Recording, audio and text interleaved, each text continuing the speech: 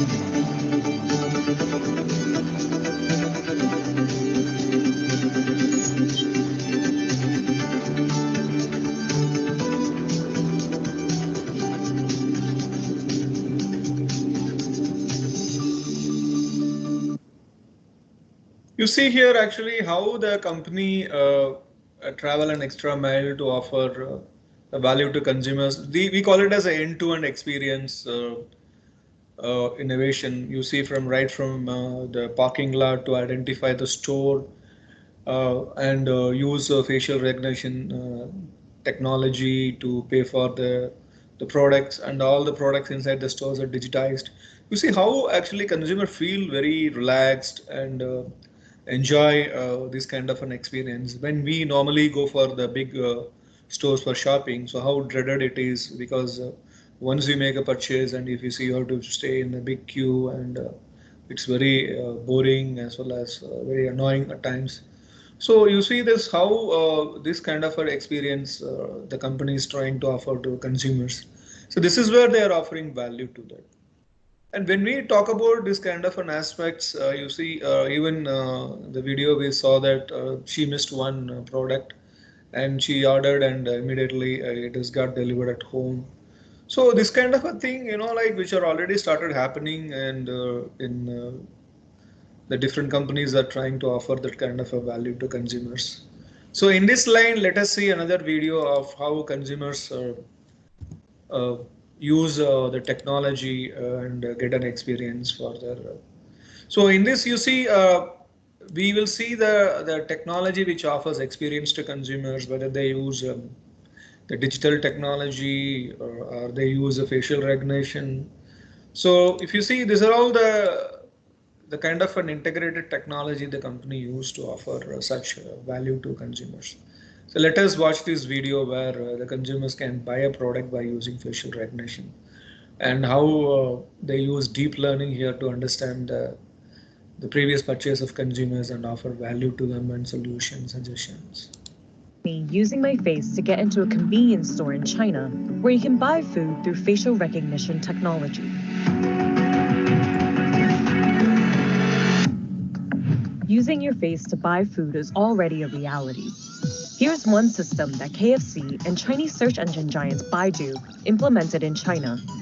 KFC's system even remembers your face and food preferences so it can better recommend you new products. Much like KFC, this convenience store we visited in the city of Shenzhen has partnered with a tech giant, in this case, the payment app WeChat Pay, to create an experimental face-to-food experience. The store, Zhouheiya, encourages people to play and pay with facial recognition technology. With just your face and a simple thumbs up, the system will deduct money from your linked WeChat account. Making my mobile payment, my facial recognition juice. I come get this. This may feel very dystopian, but facial recognition has apparently been a welcomed advancement in big cities in China. So in China, the facial recognition is quite popular. In some scenarios, we try those face recognition techniques. So you don't have need to bring your mobile phone anymore. You simply show up and you take things away, and it will directly be deducted from your account. To grasp how close China is to making facial recognition a reality, you first have to understand how close they already are to being a cashless society. Much of this has to do with WeChat Pay and its competitor Alipay, which both use QR codes to complete transactions. According to Professor Ouyang, in 2017, mobile payment transactions in China added up to 20 trillion US dollars, almost double China's annual GDP. WeChat is what's known as a super app. You can send money, text friends, make dinner reservations, and much more all in one space. And this makes WeChat indispensable to everyday life. 即係話我哋咧，大部分人都係用緊微信。微信支付咧係一個好神奇嘅嘢。This is my cousin, a Shenzhen native, and I roped him in to give us his perspective on how ubiquitous WeChat has become. 我平時出去都唔帶銀包㗎啦，銀包太大隻啦，冇手機咁方便。我手機可以代替到銀包所有功能。QR codes, WeChat Pay, and Alipay have become the norm. 你可以喺路邊停車嘅時候交費，或者你甚至可以處理你嘅交通違法。These payment apps are so powerful that they have the potential to replace banks for the users. For example, you can borrow money on your WeChat app. If I press this, they will evaluate your credit profile. This amount is the equivalent of an $8,000 loan. WeChat has become so ubiquitous in China that many people prefer it to traditional banking, despite these loans being backed by actual financial institutions. You see here, it's very clearly mentioning about the role of technology here to use for a payment system, especially here. They use a facial recognition for understanding the consumer requirements. It's kind of a deep learning, and they also use facial recognition to pay for your payments. Also, you use mobile phones. It's a kind of mobile wallet. It's a unified payment system. Instead of we carry so many cards and remember so many passwords, so it is very easy. Actually, you use one unified payment system and you use payment. Already, we have this Amazon Pay has come, and even in UAE, when you go for a parking, so you don't have to pay through a traditional system. So you can pay through your SMS. The money will be deducted from your credit already you have in your mobile, the balance. So these are all the things which really provide experience to the consumers. So this is what we call as experience innovation. So you see here how easy it is, and when the companies are getting into this kind of innovation practices and technology, and how it offers value to consumers when it puts smiles on face. See, at the end of the day, when you talk about any technology or any innovation, that should bring value to consumers, and that should put smiles on the face of consumers and make them feel happy, and ultimately it should lead to the customer delight and the loyalty and growth of the company.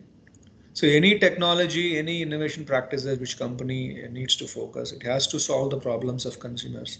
And you see in our marketing in practice, marketing innovation in practice series, we have seen many innovation aspects, starting from integrated innovation, then we have interactive innovation, then we have access innovation, then we have a process innovation, retail innovation, and experience innovation. So all these innovation practices you see right from the beginning, they understand the problems of consumers and offer solutions and value to consumers, and that lead to the consumer feel happy and lead to loyalty and growth. So this really proves our the marketing innovation value chain model which we created as a logical model by understanding and analyzing the practices of different companies. So it really fit, and the model is really fit, and it's really proving the model which I have developed. So if you're not seeing that particular video, kindly see the video of marketing innovation value chain model. Then if you watch these videos, then you really understand how the model is really fitting, how the model is being developed. So with this, we finish our video here. And once again, thanks much for watching my videos and subscribing my uh, YouTube channel Marketing 5.0. And please keep watching for more interesting, unique, trendy, futuristic videos. And please subscribe to my channel for getting instant alerts. Once again, thank you very much.